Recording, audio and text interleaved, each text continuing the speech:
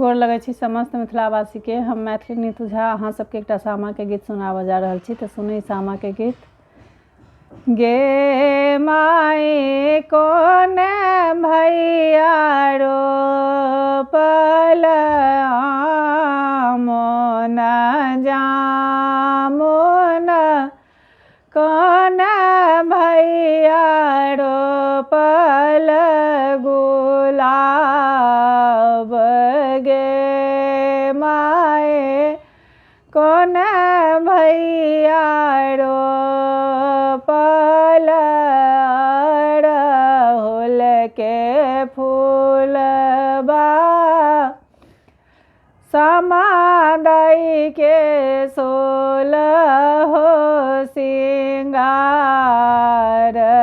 गे माए कोन भैया रोपल अड़हुल के फूलबा, सामा दाई के सोलहो सिंगार, गे माए कोन बहिना तोरथी आमोन जामुन, कोन बहिना तोरथी गुलाब, गे माए कोन बहिना तोरथी अड़हुल के फूलबा, सामा दाई के सोलहो सिंगार, गे माए गोकुल भैया रोपल आमोन जामुन,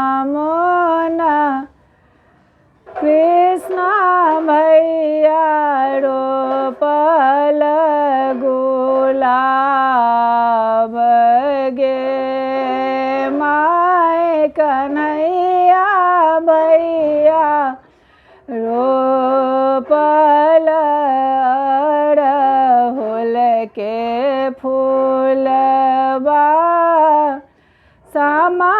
दाई के सोलहो सिंगार, गे माए अलका बहिना तोरल आमोन जामुन, सुगंध बहिना तोरल गुलाब, गे माए नीतू बहिना तोरल अड़हुल के फूलबा, सामा दाई के सोलहो सिंगार, गे माए जीवथु जागथु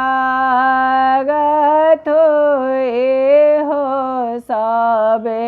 भैया, सबे बहिन के बढ़न ही बात, गे माए जीवथु जागथु एहो सबे भैया, सबे बहिन के बढ़न ही बात।